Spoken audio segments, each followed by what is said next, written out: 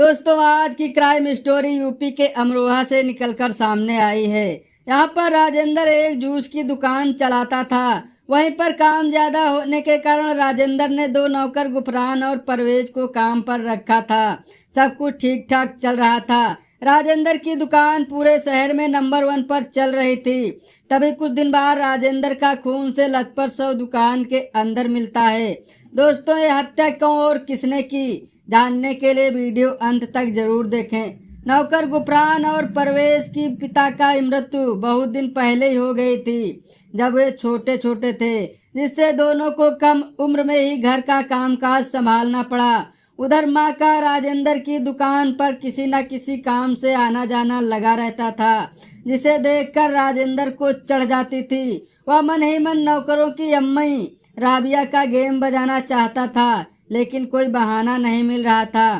तभी राजेंद्र की पत्नी की अचानक किसी बीमारी से मृत्यु हो गई। धीरे धीरे समय कटता गया और राजेंद्र की हवस लगातार बढ़ रही थी, क्योंकि उसकी पत्नी अब दुनिया को अलविदा कह चुकी थी।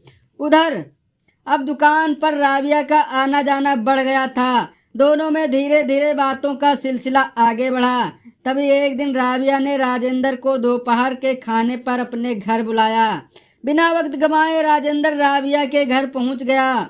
उस समय राबिया बाथरूम में नहा रही थी। नहाने के बाद जब वह राबिया बाहर आई तो राजेंद्र से राबिया का फिगर देखकर रहा नहीं गया।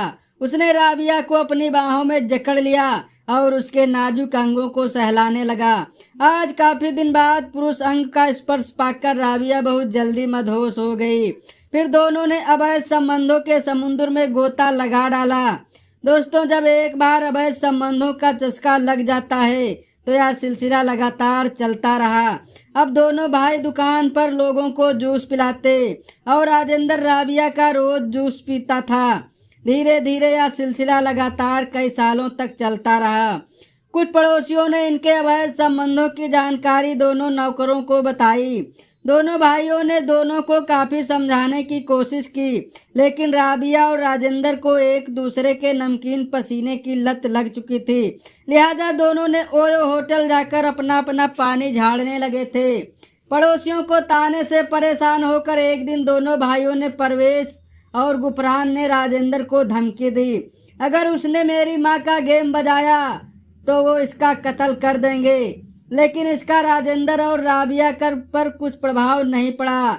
एक दिन जब राजेंद्र राबिया का गेम बजाकर वापस लौटा, तभी दोनों ने राजेंद्र की गला दबाकर हत्या कर दी और लूटपाट का दिखावा करने के लिए दुकान का अंदर का सारा सामान बिखेर कर फरार हो गए।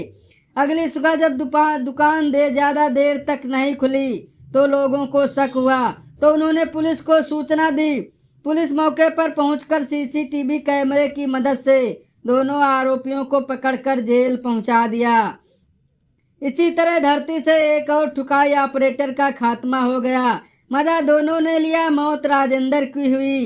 दोस्तों, अगर कोई औरत ना चाहे तो कोई पुरुष उसे छू भी नहीं सकता, लेकिन हमारे देश का कानून सिर्फ मजा लेने की परमिशन महिलाओं को देता है। भाइयों, मैं सभी शादीशुदा युवकों से अनुरोध करता हूँ कि अवैध संबंधों के चक्कर में न पड़कर दूसरों पारंपरिक तरीका अवश्य अपनाएं।